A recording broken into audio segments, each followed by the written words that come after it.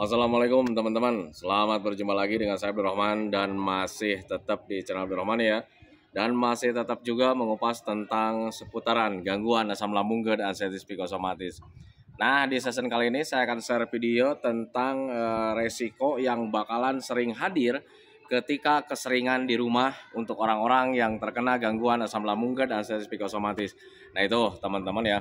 Nah, makanya bagi teman-teman yang penasaran tentang resiko apa yang bakalan sering hadir untuk orang-orang yang terkena gangguan asam lambung dan anxiety psikosomatis, tolong tonton videonya sampai habis, jangan di skip biar kalian nanti mengerti, biar kalian nanti paham, dan ketika mengerti dan paham kalian bisa menghindarinya.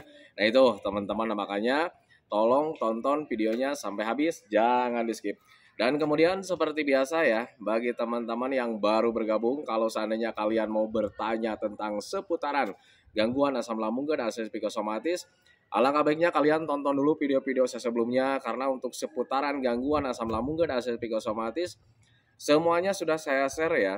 Dari mulai cerita saya yang terkena gangguan asam lambung dan anxiety psikosomatis, kemudian merasakan 1001 macam sensasi yang sangat tidak nyaman, itu sudah di-share teman-teman ya. Dan kemudian bagaimana cara menangani setiap sensasi yang hadir, itu juga sudah di-share. Nah, makanya biar lebih jelas, biar lebih detail, alangkah baiknya kalian tonton dulu video-video saya sebelumnya. Nah, itu teman-teman ya.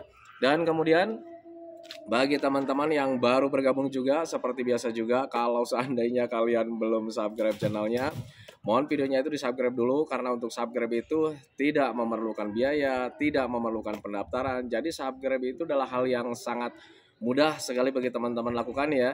Jadi teman-teman itu cukup memijit saja tulisan subscribe, biar kenapa? Jujur ya, biar videonya itu cepat berkembang dengan baik. Dan kalau seandainya videonya itu berkembang dengan baik, sudah barang tentu itu akan menambah semangat tersendiri buat saya untuk terus nge-share tentang seputaran gangguan asam lambung dan anxiety psikosomatis ini terhadap kalian. Kemudian yang lebih penting dan yang lebih utamanya, tekan juga tombol lonceng sama tombol like-nya ya, biar kalian itu dapat notifikasi atau pemberitahuan video saya yang terbaru.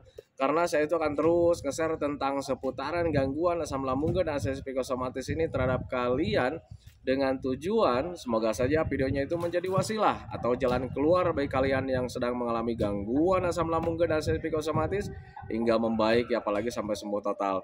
Amin ya robbal alamin. Ya, minimal hanya memberikan motivasi saja, atau lebih minimalnya lagi hanya sekedar menemani kalian yang sekarang sedang merasakan tidak nyamannya dari gangguan asam lambung dan anxiety psikosomatis. Nah, itu teman-teman ya. Nah, kembali lagi ke topik utama teman-teman ya. Untuk orang-orang yang terkena gangguan asam lambung dan anxiety psikosomatis sangat nyaman sekali ketika sering berdiam diri di rumah gitu teman-teman ya. Karena jujur ya, saat terkena gangguan asam lambung dan anxiety psikosomatis, untuk saya pribadi juga dulu sama gitu teman-teman ya. Hal yang paling nyaman itu adalah di rumah teman-teman ya, karena ketika kita mau pergi keluar itu ya kadang pikiran kita itu semrawut ya, pikiran-pikiran kita itu kacau, banyak ketakutan di dalam pikiran kita itu. Takutnya nanti di jalan beginilah, takutnya nanti sensasi hadirlah, ada rasa tidak nyaman lah. Nah itu teman-teman ya, sehingga ya wajar sekali untuk orang-orang yang terkena gangguan asam lambung dan anxiety psikosomatis itu selalu berdiam diri di rumah. Nah itu teman-teman ya. Nah, tetapi perlu kalian ketahui, kalau seandainya kita keseringan di rumah gitu teman-teman ya, untuk orang-orang yang terkena gangguan asam lambung dan anxiety psikosomatis, ada beberapa resiko yang nanti kita bakalan kita hadapi teman-teman. Dan kemudian resiko itu ya cukup merugikan untuk orang-orang yang terkena gangguan asam lambung dan anxiety psikosomatis. Kenapa saya katakan cukup merugikan ya? Karena di situ bisa memperhambat proses pemulihan dari gangguan asam lambung dan anxiety psikosomatis. Nah itu teman-teman, nah makanya pahami saja ke sana. Nah, kemudian apa sih sebetulnya resiko-resiko untuk orang-orang yang terkena gangguan asam lambung dan anxiety psikosomatis ketika terlalu keseringan di dalam rumah gitu teman-teman ya. Yang pertama, terlalu merasa-rasa. Nah, ini untuk orang-orang yang terkena gangguan asam lambung dan anxiety psikosomatis, ketika selalu berdiam diri di rumah teman-teman ya, jarang ada aktivitas di luar teman-teman ya, kita itu terlalu nanti ujung-ujungnya terlalu sering merasa-rasa teman-teman ya. Bahkan sensasi yang sekecil apapun, kalau seandainya terlalu dirasa-rasa, itu menjadi besar rasanya. Nah itu teman-teman, itu resiko untuk orang-orang yang terkena gangguan asam lambung dan psikosomatis ketika terlalu sering di rumah. Jadi lebih dominan itu ya kita itu terlalu terlalu merasa-rasa teman-teman ya. Karena jujur dulu juga saat terkena gangguan asam lambung dan psikosomatis, hal yang paling nyaman itu kan di rumah ya.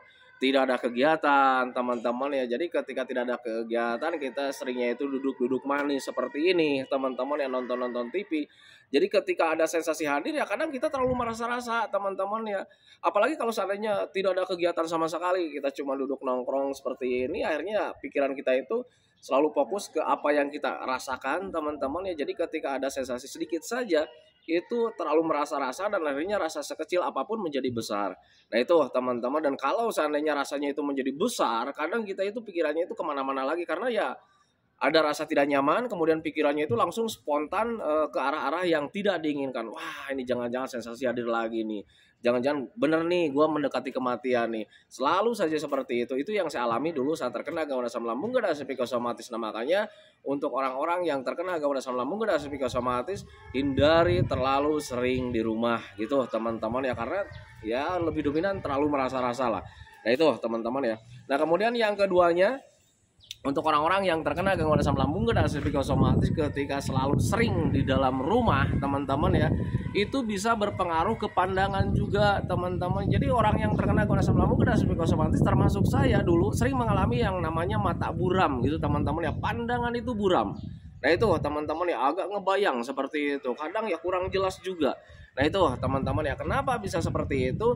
Ya karena untuk orang-orang yang terkena gangguan asam lambung dan psikosomatis, pandangannya itu kurang jauh lah gitu teman-teman. Jadi cuman mentok di tembok, mentok di di gordeng, di jendela, di HP, di TV. Nah itu teman-teman, sehingga ketika kita melihat keluar itu ke arah yang jauh itu ya kadang agak buram juga teman-teman ya. Itu yang saya alami dulu saat terkena gangguan asam lambung dan psikosomatis. Nah itu teman-teman, itu yang penyebab yang pertama. Kemudian penyebab yang keduanya, biasanya kalau seandainya terlalu sering di rumah, kita itu jarang olahraga teman-teman ya, jarang olahraga, jarang beraktivitas yang menyenangkan teman-teman ya, sudah pasti nanti aliran darah dan oksigennya juga kurang lancar teman-teman, dan nanti juga bisa berpengaruh ke bagian mata jadi kurang jelas lah, agak buram lah. Nah itu teman-teman, nah makanya hindari terlalu sering di dalam rumah gitu teman-teman ya, untuk orang-orang yang terkena gangguan asam lambung dan psikosomatis. Nah kemudian yang ketiganya nih teman-teman ya, saat terkena gangguan asam lambung dan psikosomatis ketika terlalu sering di rumah itu adalah waktu menjadi terasa lama gitu teman-teman ya. Jadi ketika kita saat terkena gangguan asam lambung dan psikosomatis itu kita sedang merasakan penderitaan yang sangat tidak nyaman sekali teman-teman ya. Itu waktu itu terasa lama teman-teman ya. Kenapa bisa seperti itu? Ya karena kita nggak ada kegiatan teman-teman ya. Kita selalu memperhatikan tentang keadaan kita teman-teman ya. Gue udah lama nih sakit nih gitu kan teman-teman ya. Beda dengan orang lain. Orang lain udah lalu lalang, besoknya jalan-jalan, besoknya berkegiatan. Nah gue sekarang masih di rumah terus teman-teman ya. Terlalu merasa-rasa, dan akhirnya ya waktu itu terasa lama teman-teman ya. Karena tidak ada pengalihan di situ. Nah itu teman-teman, jadi ketika terlalu lama di situ karena terlalu merasa-rasa, nanti timbul rasa jenuh. Dan ketika timbul rasa jenuh, kadang kita meratapi nasib juga gitu teman-teman ya. Kenapa kita beda dengan orang lain? Nah itu teman-teman, nah, makanya usahakan untuk orang-orang yang terkena gangguan asam lambung dan psikosomatis, biar waktu itu tidak terasa lama gitu teman-teman ya saat terkena gangguan asam. Usahakan kalian jangan terlalu sering di rumah gitu teman-teman ya. Aktivitas saja di luar, jalan-jalan saja, jalan-jalan yang menyenangkan. Nah itu teman-teman ya, itu yang ketiga. Kemudian yang keempat, merasa bosan, yaitu kembali lagi teman-teman ya, karena kita selalu di rumah, kegiatannya cuman itu-itu aja gitu teman-teman ya, sudah pasti ya merasa bosan. Bosan dengan kegiatan di rumah, bosan dengan kehidupan sehari-hari teman-teman ya, apalagi bosan dengan yang namanya gangguan yang sedang kita alami teman-teman ya. Sudah pasti kalau seandainya kita terlalu sering di rumah, sudah pasti ya pasti merasa bosan gitu teman-teman ya, karena kita itu tidak ada pengalihan lah, tidak ada kegiatan yang lain, lebih cenderung kita itu terlalu merasa-rasa. Kemudian waktu terasa lama ya, akhirnya kita merasa jenuh dan merasa bosan juga dengan keadaan ini. Nah itu teman-teman, nah, makanya usahakan hindari terlalu sering di rumah. Nah itu teman-teman ya. Kemudian yang kelima, Ketika orang yang terkena gangguan asam lambung dan psikosomatis terlalu sering di rumah, terlalu lama di dalam rumah gitu teman-teman ya, itu sensasi lebih cenderung sering hadir teman-teman ya. Sensasi apapun itu lebih sering hadir ya, lebih cenderung sering hadir. Kenapa bisa seperti itu? Kembali lagi ke poin yang pertama teman-teman ya, karena ketika kita tidak ada kegiatan, terlalu sering di rumah teman-teman ya, itu pasti kita itu terlalu sering merasa-rasa dan akhirnya kita menyalahkan asam lambung gitu teman-teman. Wah ini sensasi hadir lagi nih, wah ini asam lambungnya belum betul nih. Nah itu teman-teman, padahal untuk orang yang masih hidup, sensasi ada rasa tidak nyaman itu sedikit-sedikit itu merupakan hal yang sangat wajar teman-teman ya. Kembali lagi sama video yang kemarin tuh ya, karena orang yang masih hidup itu daya tahan tubuhnya itu terbatas teman-teman, pasti ada merasa sakit sedikit lah gitu teman-teman ya. Cuman untuk orang yang kena asam itu ada mental yang sedang terganggu, kemudian terlalu merasa rasa juga, jadi lebih cenderung hadir sensasinya teman-teman. Padahal sensasi untuk orang masih hidup itu kayak macam ada rasa tidak nyaman sedikit, itu wajar hadir. Sakit perut sedikit, itu wajar hadir teman-teman. Orang masih hidup itu pasti sering mengalami hal seperti itu teman-teman. Cuman untuk orang yang terkena gangguan asam karena mentalnya sedang ngedrop, paling tidak mau sekali menghadapi perubahan sedikit ke hal yang negatif teman-teman, kemudian ditambah lagi kita itu terlalu merasa rasa, akhirnya kadang kita itu selalu menyalahkan tentang asam lambung. Nah itu teman-teman, makanya usahakan untuk orang-orang yang terkena gangguan asam lambung dan psikosomatis, biar sensasinya itu tidak terlalu sering hadir karena kitanya tidak terlalu merasa-rasa teman-teman ya. Usahakan hindari terlalu sering di dalam rumah, apalagi di dalam ruangan teman-teman ya. Pokoknya kalian itu harus sering bergerak lah, harus sering bergerak, harus sering jalan-jalan gitu teman-teman ya, dengan catatan tidak meninggalkan 3P-nya teman-teman ya. Apapun yang terjadi, kegiatan apapun yang sedang kalian lakukan teman-teman ya, usahakan 3P-nya tetap konsisten, karena kegiatan-kegiatan ini itu hanya sebagai penopang teman-teman ya. Obat dari gangguan asam lambung dan psikosomatis itu adalah 3P. Pola makan tetap dijaga, pola hidup tetap dijaga, pola pikir tetap dijaga.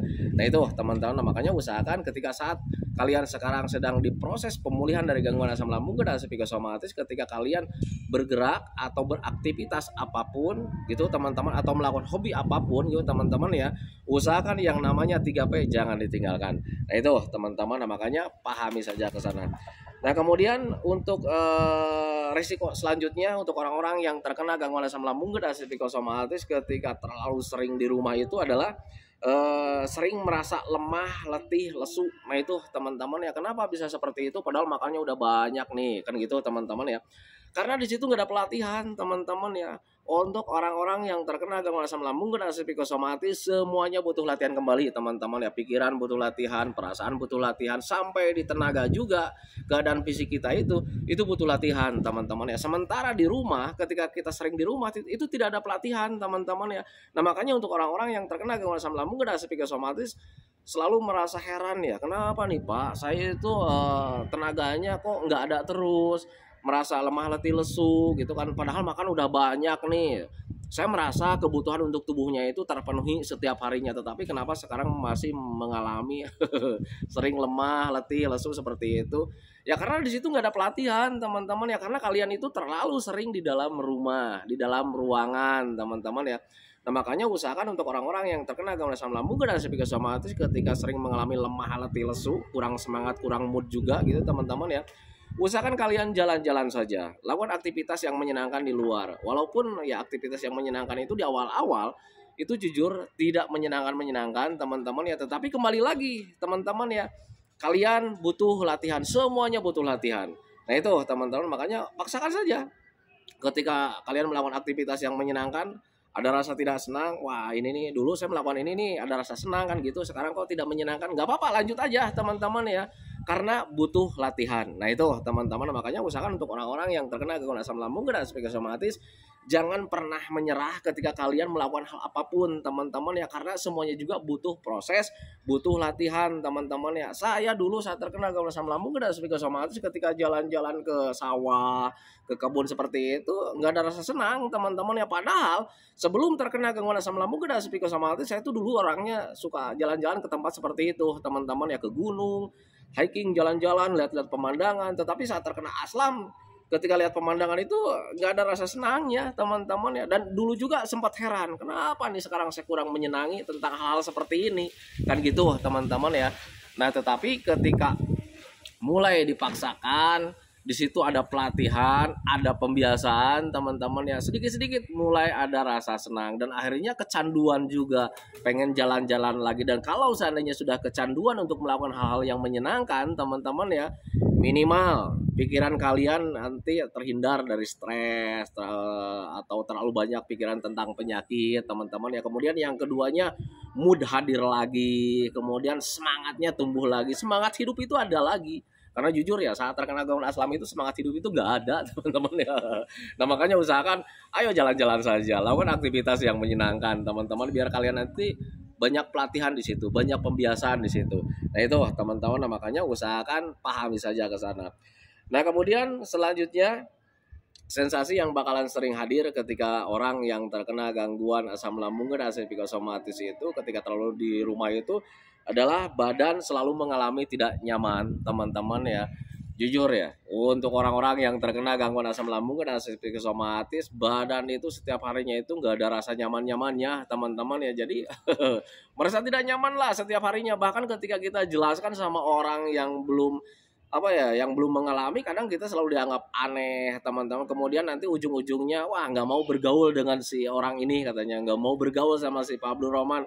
Banyak keluhan setiap harinya, kalau seandainya ketemu kita mengeluh, ketemu sama orang lain kita mengadu, akhirnya ya orang lain kadang bosan juga teman-teman. Makanya usahakan untuk orang-orang yang terkena gangguan asam lambung dan psikosomatis, ketika kalian mengalami badan terasa tidak nyaman setiap harinya teman-teman, usahakan jangan mengeluh.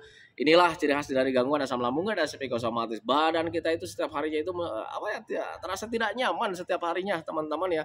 Kenapa bisa seperti itu? Ya karena kitanya terlalu sering di rumah teman-teman ya. Ketika kita terlalu sering di rumah teman-teman ya, kenapa badannya itu menjadi tidak nyaman ya? Karena kita kurang gerak, kurang olahraga teman-teman ya. Tubuh kita, otot kita itu membeku teman-teman ya. Nah itu teman-teman, aliran darah kurang lancar, aliran oksigen kurang lancar. Akhirnya ya badan kita itu menjadi tidak nyaman teman-teman. Dan untuk tidak nyaman itu bukan di badan saja sebetulnya teman-teman ya, di perasaan juga tidak nyaman.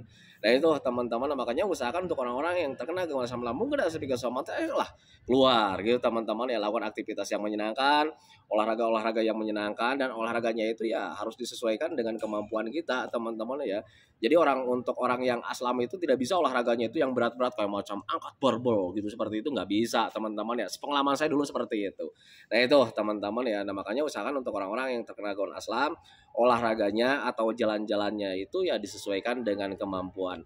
Pak, saya itu nggak bisa jalan-jalan jauh nih, cukup depan rumah gitu teman-teman. Nggak apa-apa, lakukan saja. Yang penting kalian tuh jangan terlalu duduk manis kayak macam begini, cuman bengong, melamun seperti itu. Hindari teman-teman ya, hindari hal seperti itu. Kalau seandainya kalian mampu jalan-jalannya itu cuma depan rumah, ya lakukan saja. Tetapi kalau misalnya kalian, Pak saya tuh udah bisa jalan-jalan nih, keliling kampung seperti itu, lakukan sesering mungkin teman-teman ya. Karena untuk orang yang aslam itu pemulihan dari gangguan asam lambung dan psikosomatis itu durasinya tergantung daripada siapa orangnya masing-masing teman-teman. Kalau seandainya dia rajin melatihnya teman-teman ya, pasti dia bakalan lebih cepat. Berbeda dengan orang yang kurang rajin ya, apalagi orang yang terlalu sering berdiam diri di rumah ya, pasti pemulihannya akan terasa lambat dan pasti melambat. Nah itu teman-teman, makanya pahami saja ke sana. Nah itu teman-teman ya.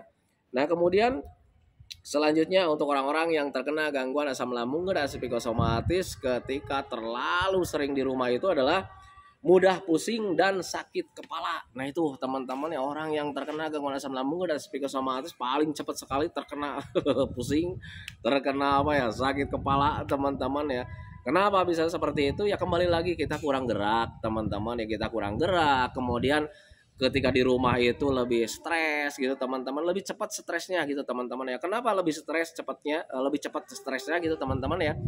Ya karena kembali lagi ya, kita terlalu merasa-rasa, kita mudah teringat dengan yang namanya gangguan, kita lebih mudah teringat dengan yang namanya penderitaan yang sedang kita alami teman-teman. Akhirnya ya kita mudah stres, dan kemudian ketika stresnya berlebihan teman-teman, setiap hari selalu berulang-ulang, itu pasti kita mengalami sering pusing, sering sakit kepala teman-teman ya, mumet kepala kita itu teman-teman ya.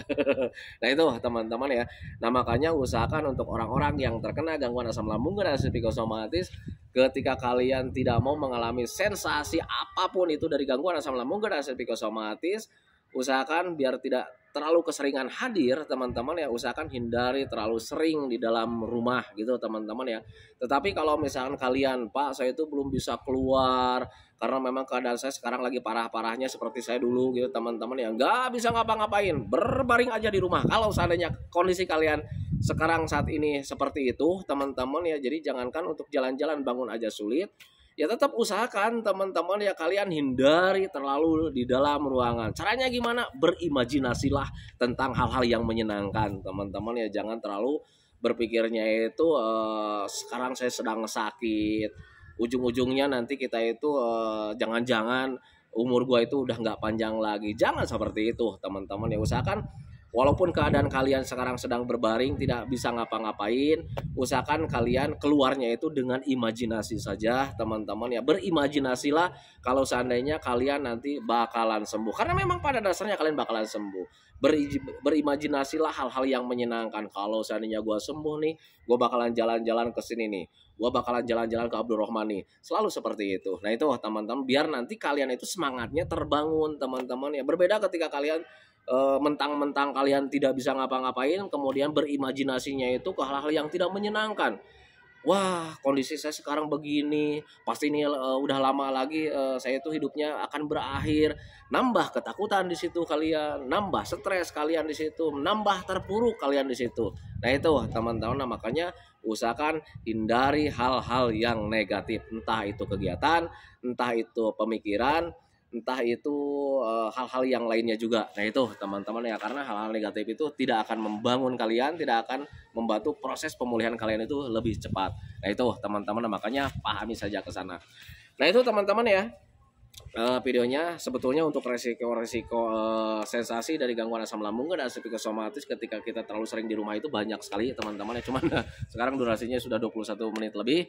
Nanti saja saya sampaikan di episode selanjutnya teman-teman ya. Semoga saja video-videonya itu atau apa yang saya sampaikan itu bisa membantu kalian teman-teman ya, sehingga kalian itu proses pemulihannya itu lebih cepat. Tetapi kalau misalkan Pak tidak ada bantunya nih, ya semoga saja menjadi hiburan saja. Gak ada hiburan nih Pak, males nih nonton Abdul Rahman seperti itu ya, biarin cuman apa ya, cuman memenuhi beranda kalian aja.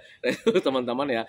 Nah itu teman-teman ya videonya, semoga saja videonya itu bermanfaat buat kalian, semoga saja videonya itu menjadi wawasan buat kalian ya, minimal hanya sekedar menemani kalian lah yang sekarang sedang merasakan tidak nyamannya dari gangguan asam lambung dan psikosomatis. Kemudian seperti biasa sebelum saya akhiri videonya, saya selalu mendoakan sama teman-teman itu semoga saja teman-teman itu cepat sehat lagi, cepat sembuh lagi, cepat kembali lagi keadaan kalian yang dulu, baik semangatnya, moodnya, tertawanya, pokoknya kehidupan kalian yang berwarna itu semoga saja cepat kembali lagi, karena memang saya yakin 100% bahwa keadaan kalian yang dulu itu sangat dirindukan sekali. Nah itu teman-teman ya, kemudian doakan saya juga teman-teman ya, agar saya itu tetap sehat, tetap kuat, tetap ceria, agar masih bisa tetap menemani kalian. Nah itu teman-teman ya, santikan videonya teman-teman ya. Assalamualaikum warahmatullahi wabarakatuh.